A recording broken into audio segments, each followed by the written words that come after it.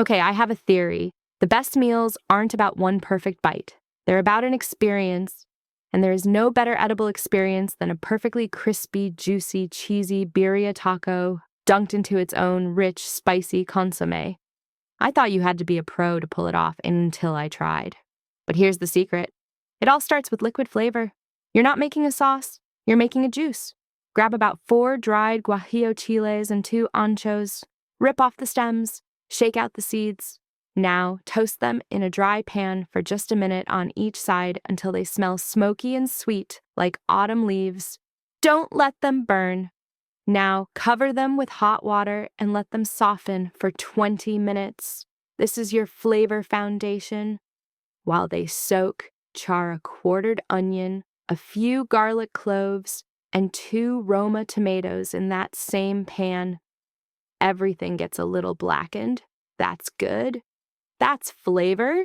Drain the chilies, and into the blender they go with the charred veggies. Add a teaspoon of cumin, some oregano, a pinch of cloves, a swig of apple cider vinegar for tang, and a cup of beef broth. Now, blend it. Blend it until it's smoother than a jazz playlist. We're talking a vibrant, brick red, silky smooth chili juice. This is the magic potion. Now, for the patient part. Grab a big hunk of beef chuck roast, about 3 pounds, and cut it into big chunks. Season them like you mean it with salt and pepper. In a heavy pot, get some oil screaming hot and sear that beef on all sides. We want a deep, brown crust.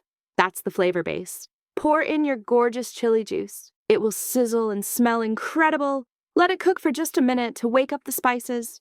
Now pour in enough beef broth to almost cover the meat. Throw in a cinnamon stick and a couple of bay leaves. Bring it to a bubble, then slam the lid on and turn it down to the lowest, gentlest simmer. And now, you walk away.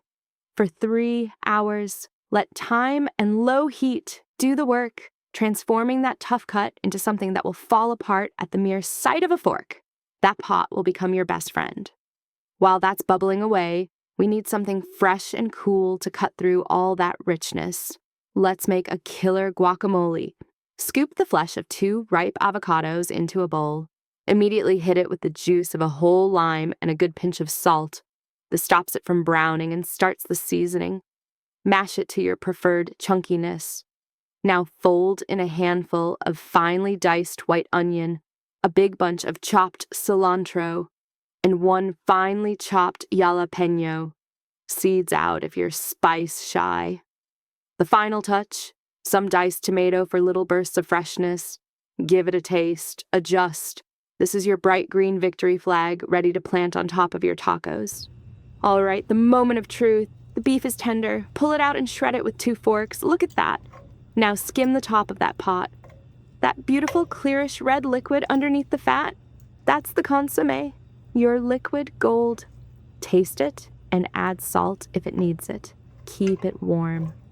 Here's where the fun begins. Heat a non-stick skillet over medium. Take a corn tortilla and dip it right into that warm consomme, coating both sides. Place it on the hot skillet. On one half, pile some shredded cheese, Oaxaca or mozzarella works, then a big heap of that glorious beef. Fold it over, let it cook for 2 to 3 minutes per side until it's gorgeously crisp and the cheese is oozing out the sides.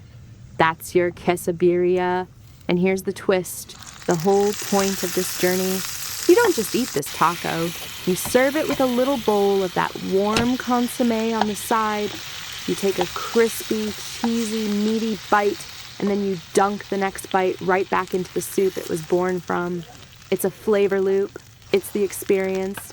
Top it with your guac, some extra onion and cilantro, a squeeze of lime. You didn't just make dinner, you built an event. The full recipe is in the description. Go build your own